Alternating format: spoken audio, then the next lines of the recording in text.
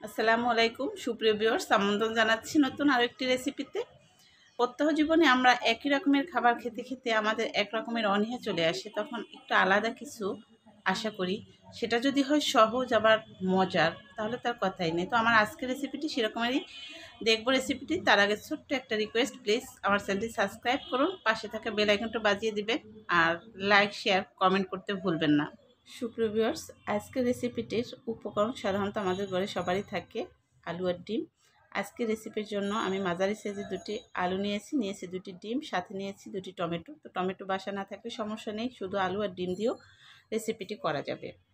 এবার একটা বাটিতে ডিম দুটি ভেঙে নিলাম এবং এর মধ্যে 1 চা চামচের 4 ভাগের 1 ভাগেরও খানিকটা কম লবণ দিয়ে এভাবে ফেটিয়ে একটা পাশ করে রেখে দিব।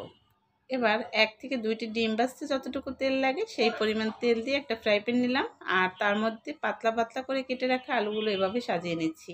তো ভিউয়ার্স, আলুগুলো অবশ্যই পাতলা করে কাটতে হবে, যাতে করে সেদ্ধ হয়ে যায় খুব সহজে। তো আমি আমার পছন্দ মতো কেটে নিয়েছি, আপনারা আপনাদের পছন্দ মতো কাটবেন, তবে অবশ্যই পাতলা করে কাটার বিষয়টা মাথায় রাখবেন।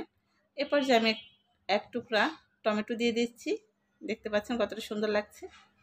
আগে আমি দুটি মিডিয়াম সাইজের পেঁয়াজ গোল গোল করে কুচি করে রেখেছিলাম, দিয়ে দিলাম সেই পেঁয়াজ। এবার দিয়ে দিব কাঁচামরিচ, 4-5টা কাঁচামরিচ কুচি করে রেখেছি সেগুলো। ভিউয়ার্স, আমরা একই রকম খাবার খেতে অনেক সময় পছন্দ করি না, সেক্ষেত্রে একটু ব্যতিক্রম হলে ভালো হয়। সেজন্য আজকের প্রসেসটা আশা করছি ভালো লাগবে। তো এ পর্যায়ে ফেটিয়ে রাখা ডিম আমি আস্তে আস্তে করে এভাবে দিয়ে দিব, যাতে সব জায়গায় সমানভাবে পৌঁছায়। অবশ্যই ডিমটা সমানভাবে সব জায়গায় লাগতে হবে। এবার চুলাতে চলে গেলাম, বসিয়ে দিলাম চুলার উপরে।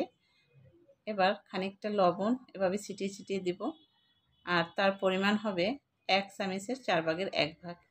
এবার ঢাকনা দিয়ে মিডিয়ামের থেকেও খানিকটা কম আছে রান্না করব 2 থেকে 3 মিনিট পর্যন্ত। চলে এসেছি 3 মিনিট পরে, এবার দেখে নেব সেদ্ধ হয়েছে কিনা।